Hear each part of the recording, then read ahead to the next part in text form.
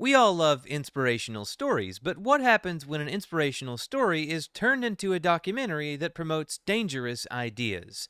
And when I say dangerous, I do genuinely mean dangerous. I mean, this idea in particular, in one form or another, has resulted in murders, false accusations of abuse, and real abuse against disabled children. Today, we are going to be watching a documentary called Spellers, or at least parts of it. Spellers is about something called spelling to communicate, a supposed communication technique for the disabled that, in the real world, does not work, but they are insistent that it does, to the point where they've released an entire documentary for free on YouTube, which means you can go check it out if you think I'm framing them in a very ungenerous way, but I assure you, I am not. I'm going to use as little of the documentary as possible for copyright purposes, and I hope you enjoy what I do have of it, so let's get into it. What if they've been wrong about every single one of them? What if they're all walking around without the ability to speak, but brilliant, or at least cognitively normal? How many people are we talking about now? And how are they living their lives? And how have we missed this? The most dangerous idea in this documentary is the idea that autism is not a neurodevelopmental disorder, that all science is wrong about autism. Autism is merely a movement disorder, a motor disorder. It has nothing to do with a person's intellectual capabilities. They're perfectly normal on the inside, completely neurotypical, except for the fact that their bodies don't work the way they should work. This idea is dangerous for numerous reasons, and we'll get to that later. I just wanted to point that out at the very beginning because you'll see it a lot. It's a new adventure. That's basically what I always tell Aiden when we do this something new. I said, okay, we're on another adventure, because we've been on adventures before where we've tried different therapies and different treatments, and the two of us will kind of leave the rest of the family and go off and try these new adventures, I say to him. So far, we haven't seen a lot of results, but I'm always hopeful. The primary audience for this film is desperate parents, parents who have good intentions but have maybe strayed a little bit far from the actual therapeutic techniques that work, even if they don't provide necessarily the most satisfying results in the end. After all, if you have a severely disabled child, they can realistically only get so far. The appeal of stuff like spellers, spelling to communicate, facilitated communication, is that it gives you the idea that your child can be totally normal, the next Einstein even. It's an impossible goal, but I relate. I understand this idea of wanting the best for your child.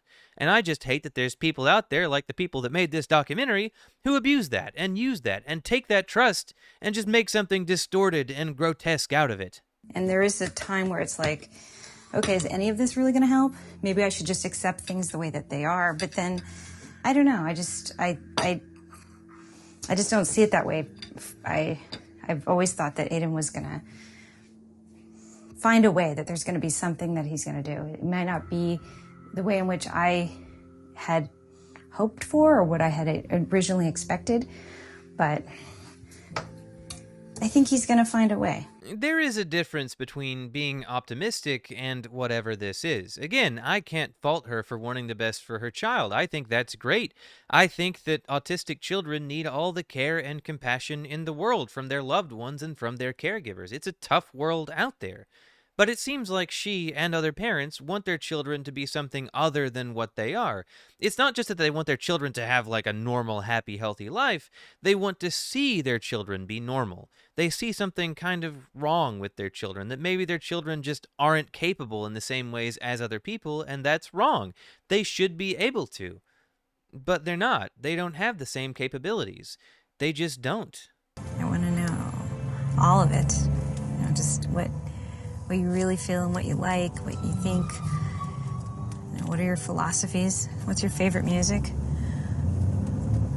Yeah, it's like you guys, the non-speakers, you guys are on the precipice of something really big, I think. Like a new frontier. When she talks about her child, there are some good things there. It's good to want to know what kind of music your child likes. It's good to want to know what philosophies your child believes in. The problem is that this child in particular probably doesn't have the intellectual capability to understand things like philosophy. And that sort of sucks. Obviously, philosophy is really cool and it's good to have a philosophy. But if a person isn't capable, they aren't capable. And that doesn't make them less of a person. That makes them a different kind of person. And there's nothing wrong with that because we're all different kinds of people. Hell, I'm autistic myself, just not like in a super high way. I'm not like disabled from it necessarily. It does come with its challenges. And there are ways you can tell if you're a severely disabled child who can't engage the way other people can. Just because they can't say, I like Metallica, that doesn't mean that you can't find out that information. Play them some music, see how they react to it. If they experience and express joy and happiness, well, there's your answer. You found it. Food, you can tell what food they like. Give them a bunch of different food, and if they spit something out, that's a pretty good sign they don't like it. If they smile while they eat it and they're like, more, more, more, they like it. You can figure this stuff out for yourself. You don't need to rely on anyone else to figure that out. Your child, whatever else they are there. They are a person. They are a human. They have ways of indicating what they like and what they don't like already. You don't need anything else for that. You don't. All right. What do you think? What do you think of these new letter boards? Go for it. G, keep going. G, Q, keep going, Dory. R, and keep going. Move your eyes. I see you moving. E, and eyes have to move around. G, R, E. What makes sense? What makes sense? G, R, E. Keep your eyes ready. Leave me. This is an example of spelling to communicate, and you may have noticed a few things there, like the woman is holding the board. The board is not stationary, she's holding it and moving her arms, and at the same time she's also prompting him, she's cueing him, saying different things as it's time to hit different letters. She's encouraging him to hit different letters. She's trying to get him to spell out something, anything, and it turns out to be GQREK, which she takes to mean great. That's exactly how you spell great. But what she is doing here is training him like you would train an animal. She is training him to essentially repeat her own thoughts out loud. That is the training being done here. And if you don't believe me, there are plenty of studies that have been done on this, and we'll get to those as well. Go. G-R-E. A. G-R-E-A. Great. Boy, they sure did some creative editing on this documentary, didn't they? They go from showing the whole scene during the part where he's selecting the A to just showing a close-up of like nothing at all before he selects the T, which they also show. You gotta wonder, why is the editing on these documentaries always so creative? They never just show things outright. They only show you certain things, and they'll use creative cuts, and they'll use zooms, and they'll shift to different areas just to hide stuff. But what are they hiding? I wonder. Great. L-N. Make it make sense. I-N. Look for it. F-N. Great life. What? I-N. Look for it. I-O. Doesn't make too much sense. Keep going. Hold on. Great life. If you've ever seen baseball, which I don't blame you if you haven't, it's actually a very boring sport. I'm sorry to my fellow Americans. Apparently they really like it in like Venezuela and Japan, so sorry to you guys as well. But if you've ever seen baseball, sometimes they'll go swing, batter, swing, batter, swing, and then the batter swings and misses the ball. The point was to get him to swing at the wrong time. He was being prompted to swing. He was being cued to swing at the wrong time, and it works. And that sort of thing is useful in a lot of different areas. For example, if you've ever trained a dog, you get a similar thing. You train a dog to do certain things at certain times by prompting them in certain ways.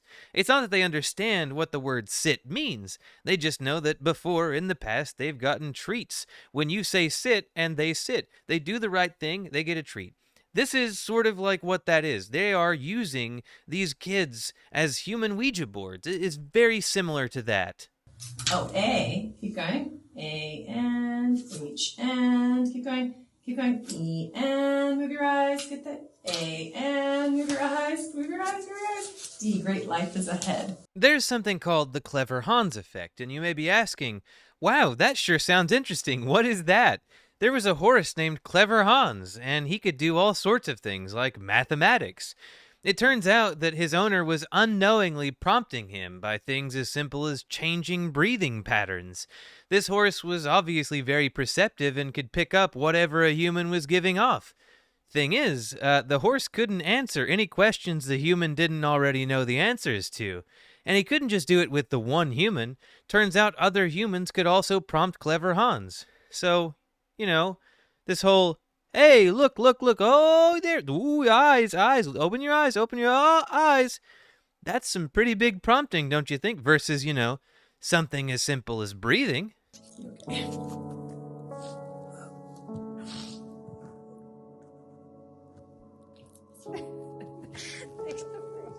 And we have sort of like an emotional core moment where the mother reacts because she thinks she's seen a miracle. Her child already knows how to spell. He already talks like an adult. It's fantastic. We did it. We unlocked a new world for this parent and child, except we didn't. It's the prompter doing this. The prompter is the one who gave the message. Speech is 100% motor. Language is 100% cognitive. And you can tell they're in two different areas of the brain. Mm-hmm. Speech is up here, language is down here. So just because the motor and the speech is affected does not mean the language is affected. The woman you're hearing is the founder of Spelling to Communicate, and she is wrong. She doesn't understand anything about how brains work. If somebody tells you regarding biology that something is 100% this, or 100% that, or 100% in this place, or 100% in that place, they're wrong. That's not how biology works. That's especially not how brains work. Language isn't 100% anywhere. Motor skills aren't 100% anywhere. Nothing you do regarding language or communication is 100% this thing or 100% that thing. Your brain works together. It's all networked. There are different parts that are primarily responsible for this thing or that thing, but it all networks together. It's all being used in different ways. These things all fit together like a very, very complicated puzzle. And she's wrong about how that puzzle works, which should be like a big tell, but most people watching this aren't neuroscientists. They're not brain experts. So I didn't ask those questions for comprehension. I asked them to give him an opportunity to practice spelling so I could coach the motor of his spelling. The motor of his spelling. It's always a good sign when you're watching a documentary about some novel communication technique that science ignores that's totally going to change the world, and they're just making shit up and just letting it stand. Oh yeah, I'm teaching him all about the Thomas the Tank Engine of the mind, or whatever. What are you talking about? What does that mean?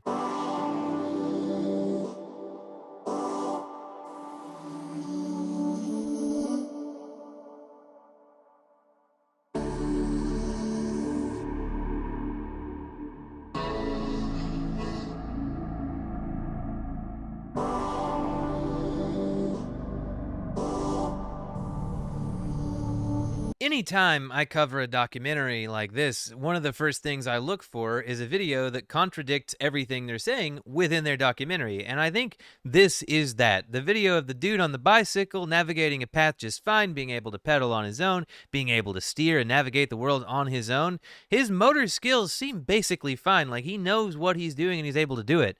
Now, I'm sure he's not the most dexterous person in the world, but if he can do all this, why can't he communicate independently? Why do you have to hold a big fucking board in front of his face and go, oh, whoa, eyes, come on, look, eyes over here, eyes, whoa. Doesn't make a lot of sense, does it? TELLMY, my FUTTR, my future, SELFTONEVERGIV.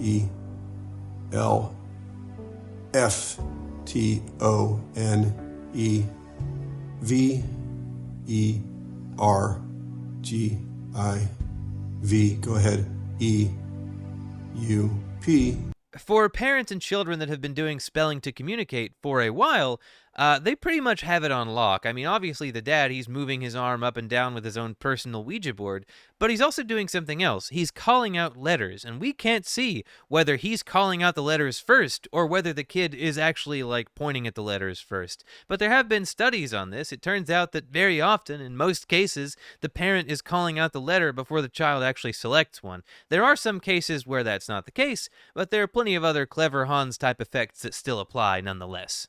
I want to tell my future self to never give up on the other non-speakers.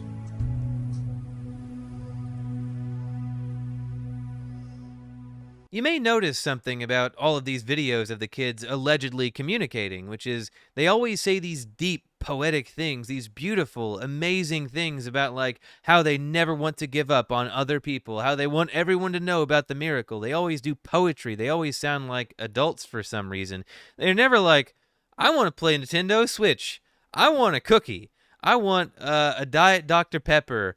I want to go outside and, like, run around. You know, none of that stuff. It's never, I want a cigarette. It's never, I want a couple shots of Jack Daniels. No, nothing like that. It's always just the same super serious stuff about, like, oh man, I was a prisoner in my own mind and now I'm free and I want to free the other mental slaves. Like, it's always something like that, isn't it?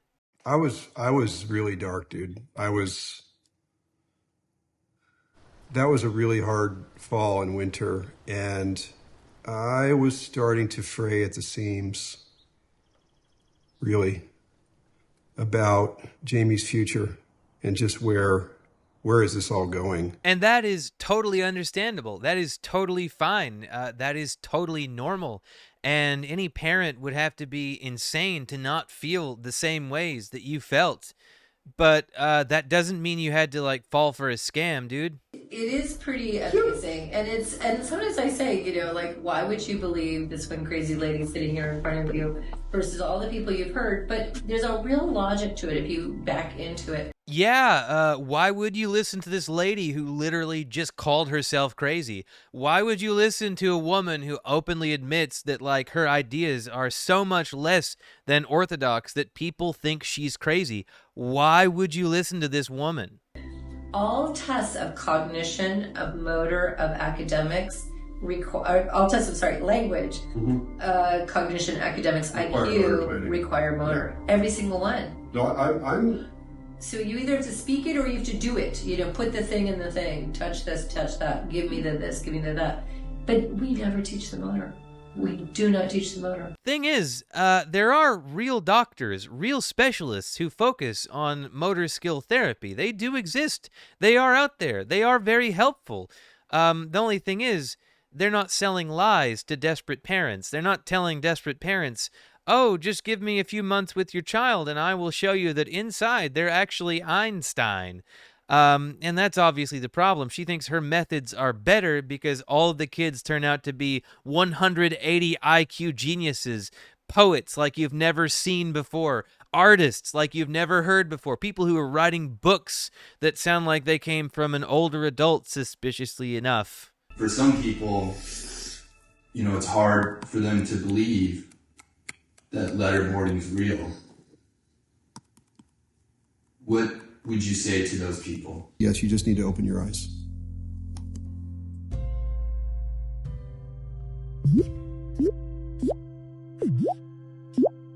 Yeah, just open your eyes. Like, open your eyes and watch this shit. But Shane wanted to discover what happened if each saw a different picture. When Betsy saw a cup, she didn't type cup, she typed hat. What the facilitator saw. Here we go. Now take a look at this one.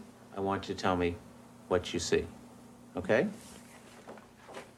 When Betsy was shown a picture of a dog, she didn't type dog, but sneakers. What the facilitator saw. Now, critics might say, well, that was for facilitated communication, which is a different thing entirely. But these same tests have been done with spellers, and you want to guess what the result was? Want to hazard a guess? Want to give it a shot? Yeah, surprisingly enough, it's always what the facilitator saw. The early research in autism focused on the cognitive disabilities, and that is mostly due to the researchers being psychologists or psychiatrists who focus primarily on the cognitive aspect.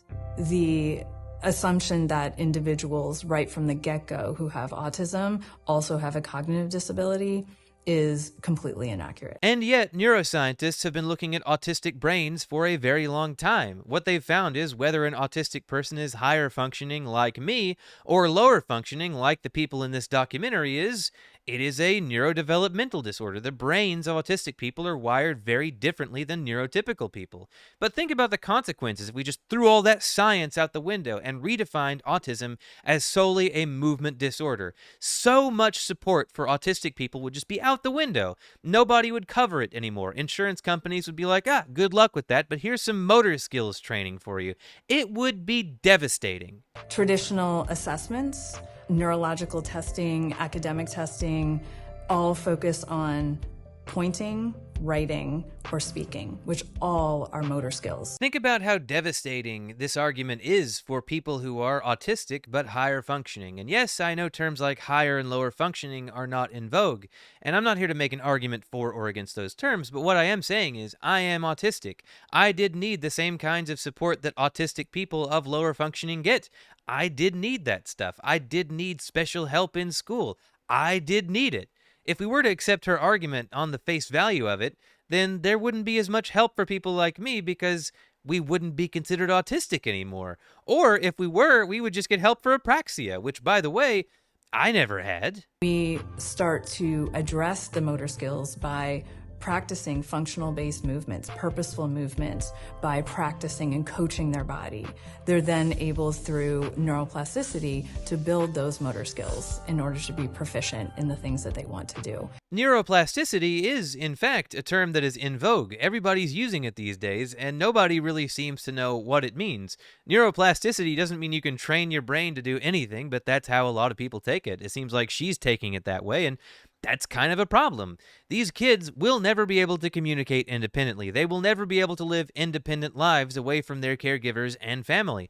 That is a fact. But she seems to be arguing, yes, we can totally do that. We can totally make that happen. Well, I'd like to see at least one case before you take your victory lap. Is it an easy process? Absolutely not. Is it something that they're all of a sudden going to have perfect motor skills? Not necessarily. However, they're now going to be able to, one, communicate, two, ride a bike when they've never been able to ride a bike before. It sounds very impressive until you realize that they can be taught to do these things by normal, mainstream therapists who do not engage in chicanery and bullshit like this woman does. If you're looking at autism through the lens of it's a social deficit model or it's a cognitive disability model, then you see what you believe. No, you see what neuroscience tells you. You see what the mainstream consensus is, and that consensus is backed up by something you don't have and will never have, evidence. But if you actually understand it's not those things, it's a sensory motor processing challenge, suddenly you're like, oh, maybe what I'm asking right now is for you to do something purposefully with your body. That's the problem, right? That you need me to coach you through that. Not that you don't understand what I asked you to do. She says coaching them through it like she's on the sidelines going, yeah, you can do it, woo! But what she's actually saying is, I can make this child do this thing if I train them like an animal. That is what is being said here. That is effectively what this statement means. She would say, no, that's not true at all, but that's exactly what it is. Because again, these kids will never be independent. They will never be able to talk without the help of a facilitator like her. She's not making it easier. She's doing everything for them. Is it hard for you sometimes to understand where your hand is using the letterboard? Feel my... In a second, finish the sentence. H, finish your sentence. A, stay here. And don't finish, finish the word. I hate it when you leave the word. H-A-N. Almost done. N-D-S.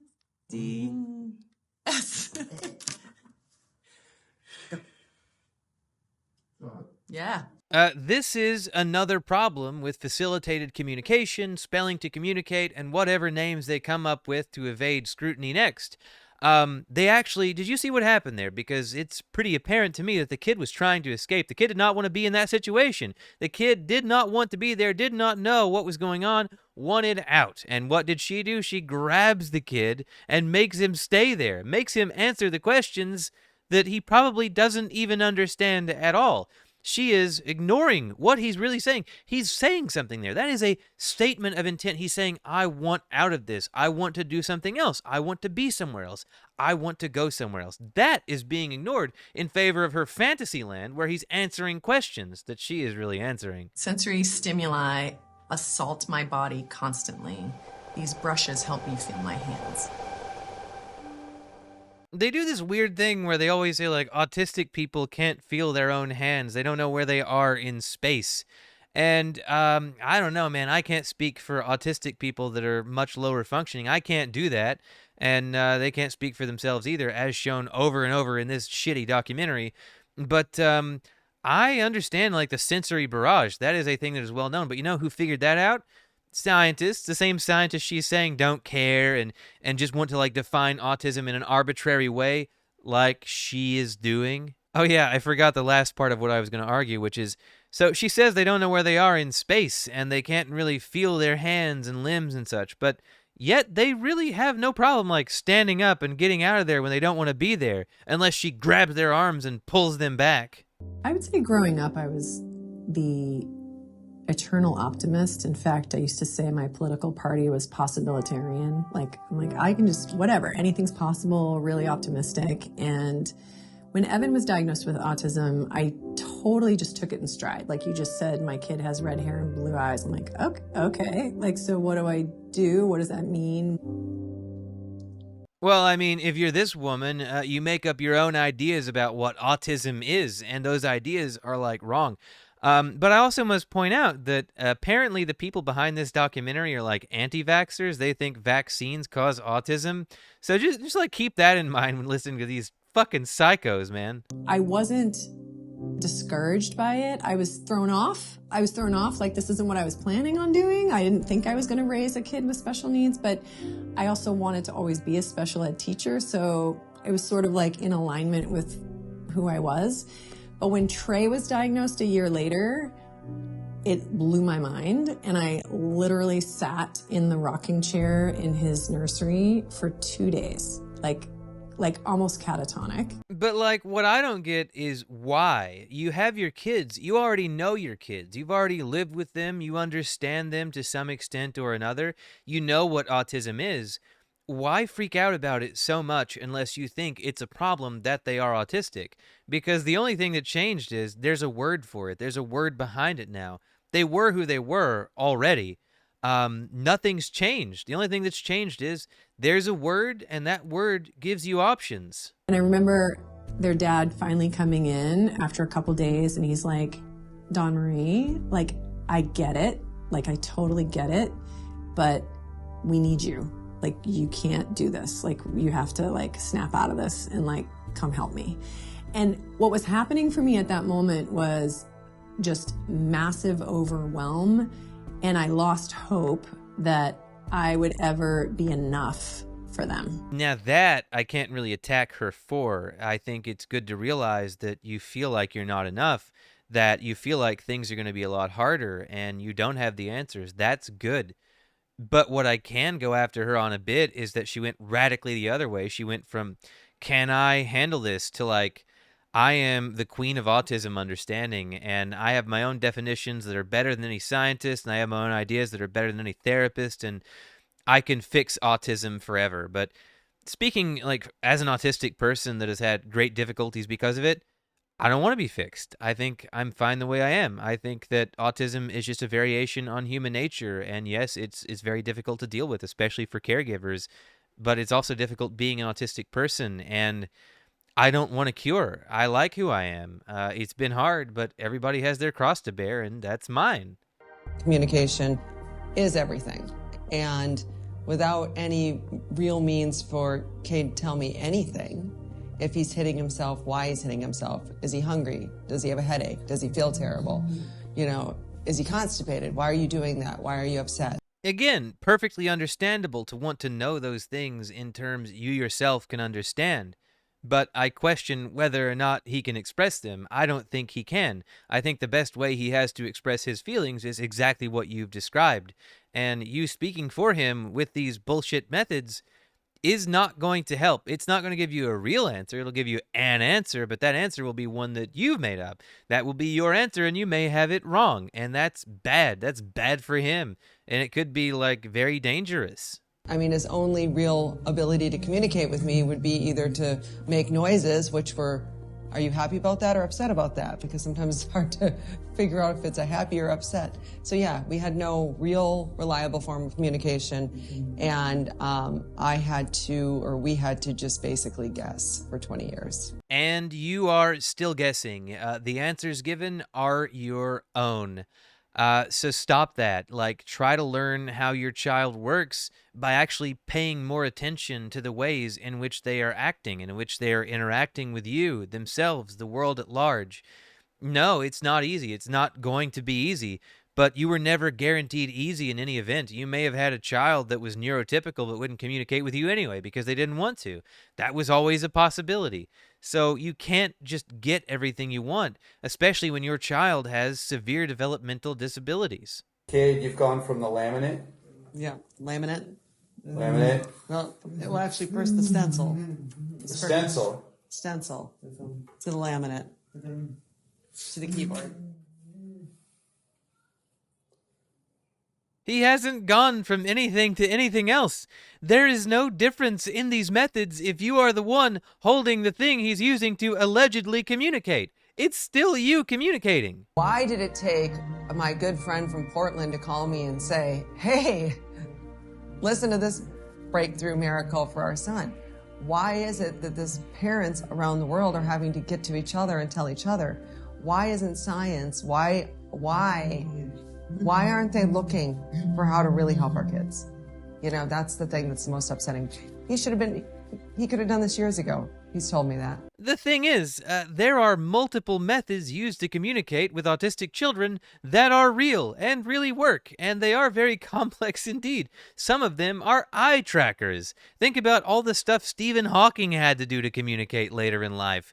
There's a lot of different devices out there. The reason why scientists don't care about the way you're doing it is that every time it's been analyzed, it has been shown to not be real. It's always been shown to be the parent, facilitator, whoever, communicating. It's not the kids. Scientists have studied this. It doesn't work. All I want is research to happen. It's not discredit. As a special educator, everything I do should be evidence-based, and it's not an evidence-based procedure. For an evidence-based procedure that we can do, you have to have 16 studies by like a peer-reviewed program, and they don't have that. There is evidence. It's just not the evidence you want. All of the evidence points the other way. All of the peer-reviewed studies, and there are a lot of them, point the other way than what you want. There have been studies done. There have been more than 16. There's probably been thousands of them. And the result is always the same. This stuff is bullshit.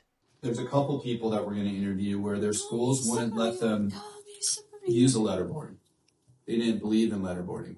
And here's another example of these people putting children through hell. Things they don't need to be put through. Putting them in situations that are uncomfortable, unfamiliar, which cause discomfort.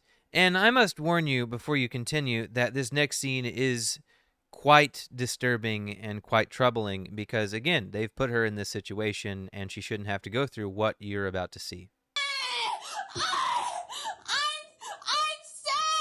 Go ahead. C and O and N and T. And T. Mama. Around age 22, I finished public school and missed out on real good content. Look at that psycho woman next to her, just not reacting at all. Just seeing this girl break down. Just seeing this girl have a little freak out that's actually quite the big freak out. And what does she do? She just looks on like nothing's happening because she doesn't care about the kid. She cares about proving her point, which is that kids can communicate if somebody else is holding a board for them. And I think, personally, this is disgusting. Can you take a few seconds to take a quick intellectual snapshot mentally of this child? And you can raise your hands and feel free to be honest if you observe any one of these things. For example, do you see a child with a low IQ? No, I don't think there's enough information in the picture to tell almost anything about this child. A child with cognitive challenges? Having worked with autistic kids and kids with disabilities, yes, I would say yes in this particular case. A child with learning disabilities, or even a child who should, focus on learning functional life skills as opposed to academics. Any of these? No judgment, you can raise your hands. I would say we should teach students whatever they are capable of learning. If a student cannot learn mathematics, then brute forcing it isn't going to help. And I think it would be a retrograde policy to force students to learn things they simply do not have the capacity to learn. Well, Sid does happen to be my son, so yes, sort of. I remember the day that I walked into my son, who was then all of 6, into his classroom, and I saw him passively strapped to a chair for no reason, just cause. How many of you think that this treatment has at least in part to do with an intrinsic lack of respect for the child? I think it is broadly inappropriate to strap a child down in school or really like anywhere, barring like occasions when a child has like hurt somebody or been hurt and they're waiting on EMS or like police. I think that it is very bad to do that. I don't know the specifics of this situation, but regardless, if the student was tied up for being autistic, then I think that does show a great lack of respect for the child's humanity. Assumption of intelligence brings respect, whether that intelligence is on display or not. I'm going to say that second phrase again, whether that intelligence is on display or not. Assumption of intelligence brings respect, and respect brings dignity. I don't know if that's really the case, because I was a smart kid. I was a really smart student, and I had a really hard time with teachers, especially, which was weird because my mom was a teacher. She taught at the school I went to, and pretty much all of the teachers there just treated me like a menace. And it was, I think, at least in part because I'm autistic. And that really sucked. That was really terrible for me. That had a very negative impact on my life. But it just goes to show that no, a presumption of intelligence is not enough. In fact, sometimes people are threatened by that and view you as less human than them because something must be wrong with you if you're smarter than them or whatever. I do not think that presumption of intelligence is the key to respecting someone as a human. I think the key to respecting someone as a human is to recognize their essential humanness, which is not based on intellect. Absence of evidence is not evidence of absence, right? Just the absence of science doesn't mean that it's not true. So, we might have to wait until the science comes out. Well, again, as I've been saying over and over, the science is out. You lost. The thing you're promoting does not work. There is science. You're just kind of like ignoring it. When a child is communicating, you don't need the science. So, this is one of the cases where everybody keeps saying science. Science is stupid to wait for. I don't want the science. I want Sid to talk. I don't care. I'm a scientist. I don't care about the science. So she kind of like goes back on her thing there. She's like, the science, we need the science. And then she's like, but I don't care about science. I think science is wrong if it doesn't agree with my preconceived notions of what's going on here. I guarantee you if she did some double-blind testing, she'd find out very quickly that, her son is not actually communicating with her, that it's her doing the communicating. And they don't do these tests. They don't do these tests anymore, and it's easy to see why. They fail them all the time. Every time a test like this is done, it proves they're wrong. Done. I'm a rudderless ship in the sea of thought. Yeah, well, sometimes I go about in pity of myself, and all the while a great wind carries me across the sky. I think we're paying too much attention to validate something that is working for thousands of kids. These are not 3 outliers that are trying to prove this to the world that, autistic kids that are non-speaking can communicate. This is magic. thousands of kids are communicating. Are all the parents fools? Are we trying to live wishful thinking? No. No, I think there's a degree of desperation here, that there are a lot of desperate parents who want their children to live a normal, typical life, independent and free, that they want their children to grow up and experience all of the milestones like dating and marriage and having kids and going to college, getting a good job. And they know that's impossible, so they just kind of like retreat into fantasy land and ignore science because science is inconvenient to their little fantasy land that they've built up, where their child is actually Einstein or Helen Keller or whoever, Mark Twain, I guess. I don't know. So we're not in some mass hoax to deceive the whole country. I mean, what's anybody going to gain by this? I mean, you could say the same thing about people who ardently believe in Bigfoot or ghosts or Mothman or the Chupacabra or UFOs or alien abductions and so on and so forth. I mean, you could say the same thing about all of those people. What do they really stand to gain from saying these things out loud and making themselves sound crazy to normal people? What do they stand to gain? They clearly believe in these things, believe in something about them. Does that mean they are correct? Well, no, that's not how we determine what is correct in the real world. We do that with science. I guess I shouldn't say correct per se, so I'm going to correct myself there. What I should say is, when extraordinary claims are made, we need extraordinary evidence. If you're claiming that Bigfoot is real and you've seen him, I need evidence, pretty big evidence for that. I can't just take your word for it. I might like you as a person. I might think you're very honest. I might think you actually saw something, but I just can't take your word for it. I need evidence. And when we talk about this stuff, facilitated communication, S2C, whatever else, the evidence is not in your favor, and that's a big problem. And the reason why you all ignore the evidence is because of your desperation. Do I think you're delusional? Well, I think you in particular are. I think you are very much delusional because you know the evidence and you know it's against you, and that really bothers you. But there's not much that can be done about that, I guess. Why have non-speakers been forgotten by the world? We have no voice. I see how non-speakers suffer needlessly in silence. Communication is a basic human right. The world needs to change the way it sees non-speaking autism. It is a neuromotor disorder, not a cognitive one. So this is where I'm going to end it, because something very extraordinary is about to happen that is very disheartening indeed. But before we get there, I just wanted to comment that I don't know if communication is considered a basic human right by the UN Charter of Basic Human Rights. I don't know if communication is a basic human right. I mean, let's say someone has like locked-in syndrome and they literally like cannot communicate. Do they have a right to communicate even though they cannot? I think you made that up. I think that's fake. I don't think that's real. If I'm wrong, I'm wrong, but I don't think that's a real thing. I know something about shared achievements because I am affected by a form of autism that doesn't allow me to speak. My neuromotor issues also prevent me from tying my shoes or buttoning a shirt without assistance. I have typed this speech with one finger with a communication partner holding a keyboard. I am one of the lucky few non-speaking autistics who have been taught to type. That one critical intervention unlocked my mind from its silent cage, enabling me to communicate and to be educated. No, it didn't. If she were in a room with a double-blind testing setup, she would 100% fail it, just like everyone else who uses these communication methods. And the fact that she managed to get a degree without actually doing the work, because it was always her facilitator doing the work, is disturbing. It's disturbing because think about how many college students really struggle to get through, really struggle to even get into some colleges. And then you got someone like this, where someone else is doing their work for them. Someone much older, much more experienced, much more capable of focusing is doing all of their work.